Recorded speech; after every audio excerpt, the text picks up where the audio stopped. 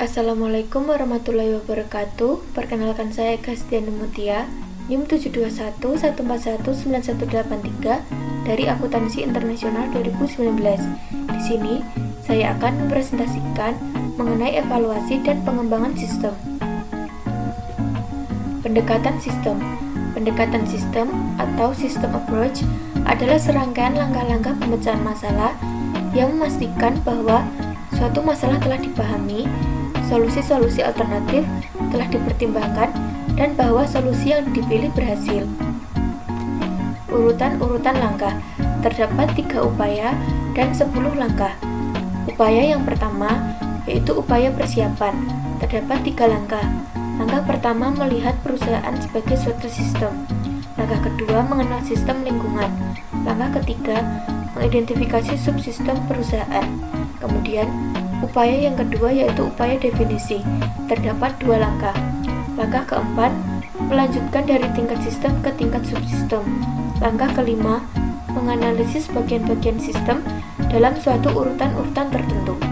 Kemudian upaya yang ketiga yaitu upaya solusi. Terdapat 5 langkah. Langkah keenam mengidentifikasi solusi-solusi alternatif. Langkah ketujuh mengevaluasi solusi-solusi alternatif. Langkah ke-8 memilih solusi yang terbaik. Langkah ke-9 mengimplementasikan solusi. Langkah ke-10 menindaklanjuti untuk memastikan bahwa solusi tersebut efektif. Siklus hidup pengembangan sistem. Siklus hidup pengembangan sistem atau System Development Life Cycle atau SDLC adalah aplikasi dari pendekatan sistem bagi pengembangan suatu sistem informasi. SDLC tradisional. SDLC tradisional seringkali disebut sebagai pendekatan air terjun atau waterfall approach.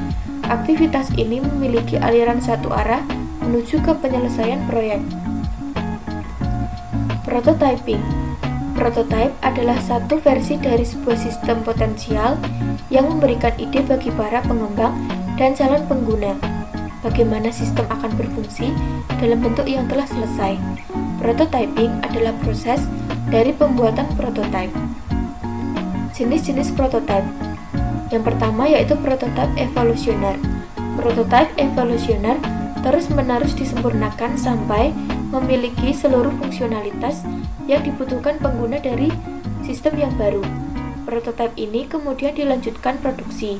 Jadi, satu prototipe evolusioner akan menjadi sistem aktual. 4 langkah pembuatan prototipe evolusioner. Yang pertama, mengidentifikasi kebutuhan pengguna. Yang kedua, membuat satu prototipe.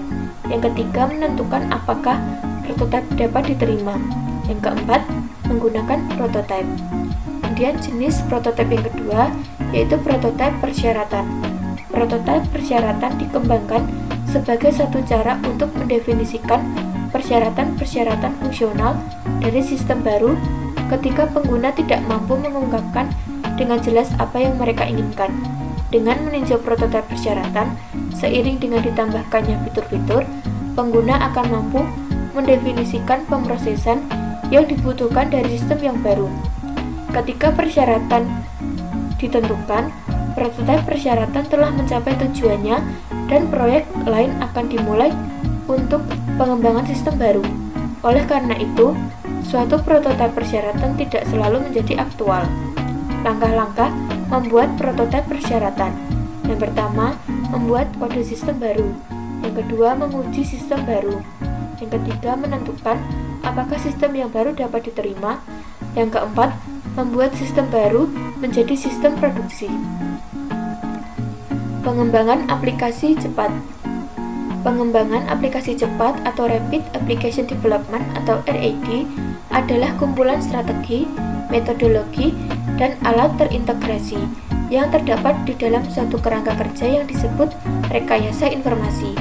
Unsur-unsur penting RAD yang pertama yaitu manajemen, yang kedua orang, yang ketiga metodologi, dan yang keempat alat-alat. Pengembangan berfase. Pengembangan berfase adalah suatu pendekatan bagi pengembangan sistem informasi yang terdiri atas 6 tahap yaitu investigasi awal, analisis, desain, konstruksi awal, konstruksi akhir, pengujian, dan pemasangan sistem. Desain ulang proses bisnis. Desain ulang proses bisnis atau Business Process Redesign atau BPR adalah proses pengerjaan ulang sistem. Manajemen proyek. Ketika sistem memiliki nilai strategis atau pengaruhnya meliputi keseluruhan organisasi, direktur utama atau komite eksekutif perusahaan dapat memutuskan untuk mengawasi sendiri proyek pengembangan tersebut. Banyak perusahaan membentuk satu komite khusus di bawah tingkat komite eksekutif yang menerima tanggung jawab untuk mengawasi seluruh proyek sistem. Ketika tujuan dari dibentuknya sebuah komite adalah untuk memberikan panduan, arah, dan kendali secara terus-menerus, maka ia disebut sebagai steering committee atau komite pengarah. Steering Committee SIM. Steering Committee SIM adalah steering committee yang bertujuan untuk mengarahkan penggunaan sumber daya komputasi perusahaan. Steering Committee SIM menjalankan 3 fungsi utama. Yang pertama, menciptakan kebijakan yang memastikan dukungan komputer untuk mencapai sasaran strategi perusahaan. Yang kedua, melakukan pengendalian fiskal dengan bertindak sebagai yang berwenang dalam memberikan persetujuan untuk seluruh permintaan akan pendanaan yang berhubungan dengan komputer. Yang ketiga, menyelesaikan perselisihan yang terjadi sehubungan dengan prioritas penggunaan komputer. Kepemimpinan proyek. Tim proyek meliputi semua orang yang ikut berpartisipasi dalam pengembangan sistem informasi. Satu tim dapat memiliki anggota hingga selusin yang terdiri atas gabungan beberapa orang pengguna, spesialis informasi, dan mungkin auditor internal. Aktivitas tim akan diarahkan seorang ketua tim atau pimpinan proyek yang memberikan arahan sepanjang proyek.